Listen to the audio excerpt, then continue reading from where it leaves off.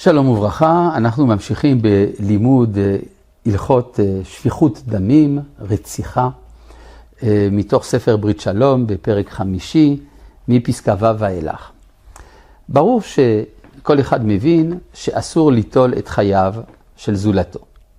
השאלה היא, מתי האדם נחשב לחי? מה עם עובר? האם עובר נחשב ליצור חי, ואז יהיה אסור להפיל אותו, או שמה הוא לא חי? מה עם אדם שגוסס? הוא זקוק למה שמכנים היום בצורה מוזרה, המתת חסד. כלומר, מתי מתחילים חיי האדם ומתי הם נגמרים. כאן ההלכה מחמירה. כך נאמר בסעיף ו', בכלל איסור רציחה, הפלת עוברים והמתת חסד.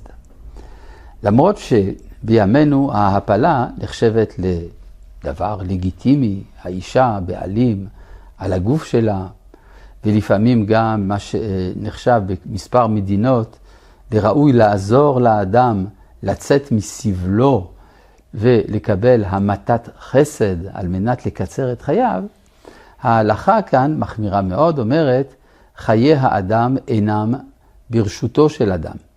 אבל אמת היא שכאן נכנסים לכמה פרטים. לפעמים ההפלה מותרת. יש מצבים כאלה, הנה בואו נראה בפסקה ז', יש מצבים שבהם הפלת העובר מותרת. בפרט ב-40 הימים הראשונים של ההיריון. כלומר, הביצית המופרית הולכת ומתפתחת, היא לא תמיד נחשבת לאדם חי בשלב הזה, וכן אם נשקפת סכנת חיים לאם. כלומר, אם הוולד הזה ייוולד, אז אמו עלולה למות. אז על מנת למנוע את מותה של האם, יש מצבים שבהם יהיה מותר להפיל את העובר. אז איך נקבע? הדברים האלה מסובכים, ולכן כאן יש הנחיה כללית. ויש לשאול בעניין זה רב, המצוי בסוגיות האלו. כי הדברים האלה הם לא לגמרי פשוטים, יש הרבה מרכיבים פסיכולוגיים, מרכיבים רפואיים, ולכן צריך לשאול בזה רב המתמצא בהלכות האלה. ברוך השם, יש לנו היום רבנים שמבינים גם בהלכות של הפלות, ואנחנו גם עוברים לעוד הלכה חשובה, מה עם המתת חסד? אין להפסיק באופן פעיל את חייו של אדם הסובל ממחלה, אך אין צורך להילחם לשם המשכת חייו.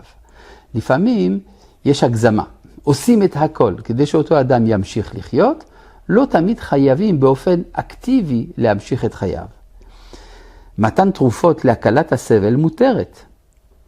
וליום למשל, אם אינה גורמת באופן ישיר למותו.